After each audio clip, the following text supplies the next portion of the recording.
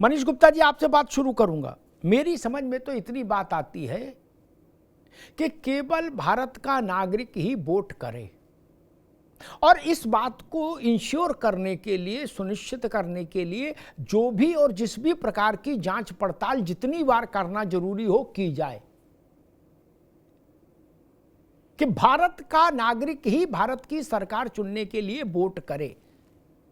जो भारत का नागरिक नहीं, उसके पास आधार कार्ड हो तो भी, राशन कार्ड हो तो भी, मकान हो, दुकान हो तो भी, किसकी गलती से आ गया, किसी की गलती से आ गया तो भी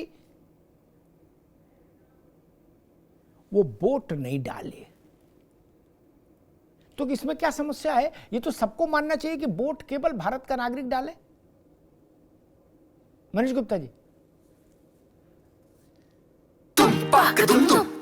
अरे श्रीमती जी, कुछ तो सस्ता लो, बचत करो। नहीं श्रीमान जी, सब बढ़िया लो, रहने दीजिए। इसमें क्या खास बात है? थोड़े में ज्यादा स्वाद, यही तो है इसकी खास बात। वाह मामा, क्या स्वाद है। अरे मेरे राजा, सबका राजा आरती और मसाला। अब छोलिया हो या लोबिया, सफेद चने या काले चने, सब कुछ मजेदार बने। सर जी, आप ये समझिए, ये जो विपक्ष है वो नारा ये लगाता है संविधान बचाओ, जबकि संविधान में जो सबसे बड़ी बात है कि संविधान में देश है वो रिपब्लिक है, यानी जनता के द्वारा चुना जाएगा। और जनता कौन? जनता यानी देश के नागरिक। और अगर नागरिक को वोट डालना है तो जाहिर है अगर दूसरे लोग जो नागरिक नहीं है वोट डालने लगे तो नागरिकों की इच्छा का पालन नहीं होगा, चुनाव अफेक्ट हो जाएगा। तो जाहिर है जो आपने कहा वो परम सत्य है, वोट सिर्फ देश का नागरिक डालेगा।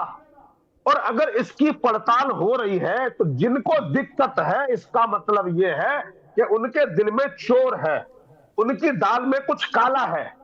क्योंकि हमारा देश जिस तरीके से जिन जिन विदेशी राष्ट्रों से घिरा हुआ है, वहां पे लगातार जो है लोग आते रहे। कभी इंदिरा गांधी ने बुलाए, कभी जो देश जब बंटवारा हुआ उसके बाद से मौका मिलता आता रहे। अब भारत पाकिस्तान की सीमा तो ऐसी कोई बॉर्डर है ही नहीं। भारत बांग्लादेश की सीमा तो समुद्र विश्व की सबसे बड़ी सीमाओं में से एक है। कई 100 किलोमीटर की सीमाएं हैं, बीच में नदी है, तालाब है, पहाड़ है, सड़क है, जंगल है, तो आना जाना लगा है। अब चूंकि पाकिस्तान, भूटान और बांग्लादेश के मुकाबले भारत बहुत ज्यादा विकसित है, मैं मुकाबले में कह रहा हूं, तो जाहिर है लोगों को लगता है कि यहाँ पे आ जाओ, यहाँ पे जमीन लेंगे, यहाँ पे कमाई करेंगे, और यहाँ पे उनके मददगार मिल जाते हैं। और उन मददगार के सरमाएदार वो पॉलिटिकल पार्टी, जिनको लगता है कि मुझे खास समुदाय के लोग वोट दे देंगे, तो बांग्लादेशी, रोहिंग्या, पाकिस्तानी, जो अफगानी जो लोग आ गए हैं, उनको शरण देने वाले लोग हैं, उनको बचाव करने का काम अगर विपक्ष कर रहा है तो निश्चित रूप से बहुत ही खतरनाक स्थिति है। और मैं आपको बता दूं, अगर अखिलेश यादव ये कह रहे हैं कि ये बिहार का चुनाव जीतने के लिए है, तो ऐसा है नहीं, ये पूरे देश में होगा। ये बिहार तो टेस्ट है, अगले पूरे देश में ये होगा और होना ही चाहिए। ठीक, आऊंगा दोबारा में। बिहार तो केवल झांकी है, पूरी पिक्चर बाकी है। राज शर्मा साहब, किसी व्यक्ति के पास आधार कार्ड है, राशन कार्ड है, फलाना कार्ड है, बीपीएल कार्ड है, एपीएल कार्ड है, सब कार्ड है उसके पास, फिर भी अगर उस पर भारत की नागरिकता को लेकर संशय है तो 100 दफा जांच क्यों नहीं होनी चाहिए? 99 दफा नहीं, 100 दफा होनी चाहिए। हर कोण से जांच होनी चाहिए, हर प्रक्रिया आजमाई जानी चाहिए, ताकि एक भी व्यक्ति भारत की मतदाता सूची में ऐसा नहीं हो जो वोट डालने की प्राथमिक संवैधानिक शर्तों को पूरा नहीं करता हो कि भारत का नागरिक होना चाहिए और 18 वर्ष की आयु होनी चाहिए। 18 वर्ष वाली शर्त दूसरी है, पहली शर्त है भारत का नागरिक होना चाहिए। तो अगर इस बात की जांच पड़ताल हो जाए, मैं विपक्ष के नेताओं को सुनता हूं, अभी रामगोपाल जी को सुन रहा था, वो कह रहा था कुछ नहीं, केवल हमारे वोट काटने के लिए ये सब हो रहा है, फर्जी है, सब कुछ नहीं, चुनाव का कोई मतलब नहीं, सब फर्जी हो गया। मतलब जो एक बार घुस गया सूची में उसे बना रहने दे तो मामला ठीक है, सूची उलट पलट के देखी जाएगी तो बवाल हो जाएगा। राज भाई,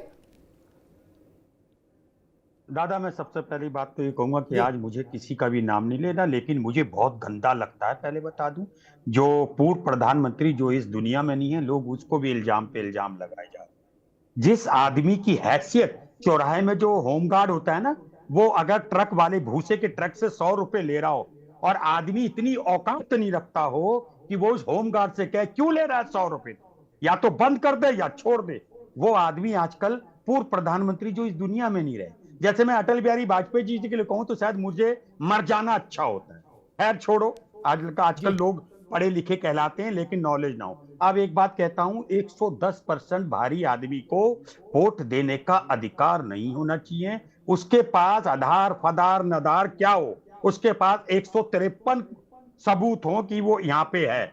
अगर वो नागरिक कहीं का है, उसकी नागरिकता नहीं है, उसको वोट देने का अधिकार नहीं है। अब आ जाइए मेन मुद्दे में। ये तो मेरा क्लियर मैंने कह दिया, नहीं होना चाहिए। ये कोई ना तो आप नई बात बता रहे, ना यहाँ पे बैठे देवेंद्र प्रमुख सिंह और ना राजनीतिक महाविश्लेषक मनीष भाई बताएंगे, कोई नहीं बता सकता। मैं भी जानता हूं इस बात को। अब बात जो जहां पे दिक्कत हो रही, अभी मैंने थोड़े दिन पहले इलेक्शन जो भी उनके कमिश्नर थे, जो भी वो ये कह रहे थे नहीं, जहां आदमी रह रहा है वहीं पे उसका वोट देने का अधिकार है, वहीं पे। तो ऐसे तो मैं 25 जगह रहा, तो मैं 25 जगह जाता रहूं। जो जिनके ट्रांसफर 3 साल 2 साल दालन मजदूर है, वो जा रहा है इधर उधर, कोई लुधियाना जा रहा है, कोई पटियाला जा रहा है, फिर गुड़गांव जा रहा है, उसका वोट तो अपने ही मुजफ्फरपुर में होगा ना। मेन चीज ये है कि भारतीय जनता पार्टी ऐसे लोगों को दरकिनारा करना चाहती है जल्दी जल्दी में, जो कि अपने किसी भी कोई प्रूफ नहीं दे सकते, क्योंकि इतनी जल्दी क्या जरूरत पड़ी थी, इसे पहले ही करा लेते। जैसे वो नायडू जी ने भी कहा, भाई इसे अभी से ही करा लो यार, ज्यादा जल्दी में। देखो दादा, अगर मैं आपसे कहूं, आज बड़ी बात थी, कहता मैं कहूं दादा अपनी हाई स्कूल की मार्कशीट दिखा दो, 15 मिनट तो चकरा जाओगे, रखी कहां है, 8 घंटे मिलेगी नहीं, मैं दावे के संग कह सकता हूं। पहली बात तो यह है कि सरकार की जो मंशा है उसी में खोट दिखने लगता है। ठीक, कोई नहीं कह रहा है। किसने कहा कि बांग्लादेशी को वोट देने का अधिकार है? करता ही नहीं है। मगर एक बात और सोचनी चाहिए, यहाँ पे एंकर आप हैं, आप निभा सकते डिबेट छोड़ के, ना हमें भागने दोगे। ये तो आपका एक्ट होना है, आपकी क्वालिटी होनी है ना। ये सदन आप स्थगित कर रहे, अरे चलाए, आप चलाइए डिबेट, मुझे नहीं भागने दोगे आप, ना खुद भागोगे। ये तो है इंटेलिजेंसी। अब आपको अरे भैया छोड़ो, ये तो चिल्ला रहे हैं डिबेट बंद करो, तो ये कमजोरी आपकी गिनी जाएगी। ठीक इसी प्रकार अगर सदन नहीं चल रहा, ये कमजोरी सरकार की गिनी। जी राज भाई, इस मसला सदन का नहीं, सदन तो ऐसे व्यवधानों से जाने कितनी बार गुजरा है, हम लोगों ने देखा, वो इश्यू उतना बड़ा मेरे लिए नहीं। और ऐसे आंकड़े भी हम लोग देखते हुए बड़े इस उम्र तक पहुंच गए कि 1 मिनट में इतना खर्चा होता है। ठीक है, क्या करिएगा, लोकतंत्र के अपने वो हैं प्रभाव, ठीक है। लेकिन मूल विषय ये, जैसे राज भाई ने कहा, कौन कह रहा है कि विदेशी वोट ने वोट डाले? नहीं, वो कत्ल भी करते हैं और चर्चा नहीं होती। कहा क्या जा रहा है? कौन होते हैं ये जांच पड़ताल करने वाले? ये केवल आरजेडी का वोट काट रहे हैं, केवल कांग्रेस का वोट काट रहे हैं, अजय राय कह रहे हैं, अखिलेश जी कह रहे हैं सपा का वोट काट रहे हैं। मतलब जो जैसा है वैसा बना रहने दो, आपको क्या चुल्ली पड़ी है, क्यों बवाल कर रहे हो? भाव ये है, शब्द अलग नहीं, भाव ये है कि जैसा है वैसा चलने दो यार। देखो, ये कुटपैच ना करो, नहीं मीट सीट बजा देंगे, धरना प्रदर्शन कर देंगे हम। ये स्वीकार्य नहीं। इसमें तो सबको एक साथ कहना चाहिए, इसमें धरने की बात ही कहाँ है भाई? या दूसरी बात, चलो बिहार का तो अब निपट गया, जो अच्छा निपटना था, अच्छा बुरा। अब धरना का ही बात का, बिहार में तो 25 तारीख को क्लोजिंग है, 25 तारीख को क्लोजिंग है, जो होना था हो गया। अब धरना किस बात का है कि यूपी में ना हो? बिहार में तो आप लोग ईमानदारी से इसीलिए नाराज थे कि 4 महीने क्यों, यूपी में भी 1.5 साल है, यूपी में कल से शुरू करा दें, फिर तो नाराजगी नहीं होगी, फिर तो धरना नहीं होगा। सपा आज धरने पर क्यों है? आज सपा धरने में क्यों है? अशोक जी भी आ गए, उनका भी स्वागत। आज सपा धरने में क्यों भाई? अभी यूपी में तो अनाउंस हुआ नहीं, और यूपी में कल से शुरू हो जाए तो धरना देने की का औचित्य क्या है? क्यों देने धरना? 1.5 साल बाद चुनाव है। बिहार में आप लोग इसीलिए ना गंगा जल हाथ में लेके उतरे थे मैदान में कि 4 महीने में है इसलिए हम नाराज हैं। यहां तो 18 महीने पड़े, एक एक मतदाता को 4-4 बार जांचेंगे, खूब समय है। अशोक भाई नहीं, बिहार में आपकी नाराजगी का मूल तर्क था कि 4 महीने, उत्तर प्रदेश में 18 महीने हैं, 10 महीने ममता जी की राज्य में है, ऐसे ही समय असम में है। तब ये धरना किस लिए? बिहार का तो केस खत्म हो गया, 25 तारीख को लॉक लग जाएगा। देखिए अमिताभ जी, फिर ये धरना किस मुझे लिए? लगता है बाकी राज्यों में ना हो इसके लिए। जी देखिए, ये जो कवायद हो रही है एसआईआर की, जी। इसको नाम दिया जा रहा है कि स्पेशल इंटेंसिव रिवीजन, लेकिन इसके आड़ में जो बीजेपी की मंशा है, ये scheme of intentional removal of non BJP voters, ये स्कीम है, स्कीम योजना है, scheme of intentional removal of non BJP voters, ये स्कीम है। चुनाव आयोग के माध्यम से स्कीम चलाई जा रही है, पूरे हिंदुस्तान में चलाई जा रही है। और बिहार तो आंदोलन अच्छा अशोक जी, ये कैसे पता लगेगा ये वोटर बीजेपी का है, ये वोटर सपा का है? इसका कोई थर्मामीटर आया है मार्केट में? बिल्कुल। अशोक यादव, एक मिनट, अशोक यादव सपा के वोटर हैं और देवेंद्र प्रमुख भाजपा के वोटर, ये तो समझ में दिखता है। ननकू और रज्जा को कैसे आप लोग पहचान लेते हो, ये समझना है जरा। अमिताभ जी, इसी तरह का प्रयोग अभी तो बिहार है, तो एसआईआर के माध्यम से करने की कोशिश की जा रही है। उत्तर प्रदेश की विधानसभा चुनाव में हमारे राष्ट्रीय अध्यक्ष की आपने बाइट भी चलाई और हर जिले से बाकायदे एफिडेविट लगा करके हमारे पार्टी कार्यालय से चुनाव आयोग की शिकायत हुई थी कि जानबूझकर हर विधानसभा से, हर बूथ से टारगेट करके मुसलमान, यादव, पीडीए के अन्य लोग जो कि परंपरागत वोटर हमारे रहे हैं, इनके वोटों को जानबूझकर काटा गया था। आप ये मान रहे हो कि मुसलमान यादव आपके खाते में गिने जाएं? आप ऐसा कह रहे हो कि मुसलमान यादव केवल हमारे खाते में गिने जाएं, उन पर कोई दावेदारी नहीं कर सकता?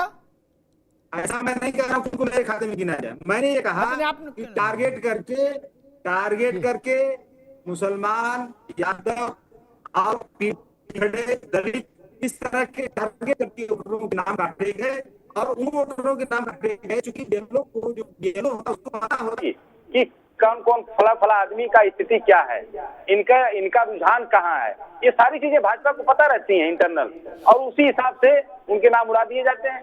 हमारे राष्ट्रीय अध्यक्ष जी ने अभी बाइट में कहा, आपने चलाया उसको, कि बाकायदे बयान हल्फी के साथ शिकायत की गई थी। इसके अलावा उपचुनाव में अमिताभ जी दर्जनों शिकायतें की गई थी बाकायदे वीडियो फुटेज के साथ। कौन से अधिकारी के ऊपर एक्शन हुआ चुनाव आयोग का, बताइए अब जरा। एक सिंगल अधिकारी के ऊपर एफआईआर हुआ क्या? किसी अधिकारी के ऊपर कोई डिसिप्लिनरी एक्शन हुआ क्या?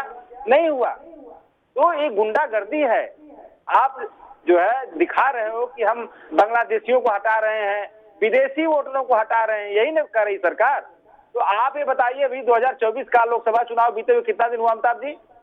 वहां पे जो हमें लगता है 12 भाजपा पाई थी, जेडीयू 12 सीट पाई थी, एलजेपी 5 पाई थी, एचएएम 1 पाई थी। तो ये जो 25-30 जो सांसद इनके हैं, रिजाइन करें। अगर बांग्लादेशी वोटरों के द्वारा ये चुने गए हैं तो रिजाइन कर दें उसको और कहें कि हाँ हमको तो बांग्लादेशियों ने चुना है।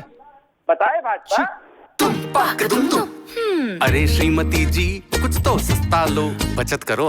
नहीं श्रीमान जी, सब बढ़िया लो, रहने दीजिए। इसमें क्या खास बात है? थोड़े में ज्यादा स्वाद, यही तो है इसकी खास बात। वाओ मम्मा, क्या स्वाद है। अरे मेरे राजा,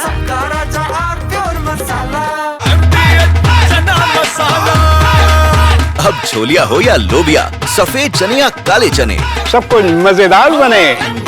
MDH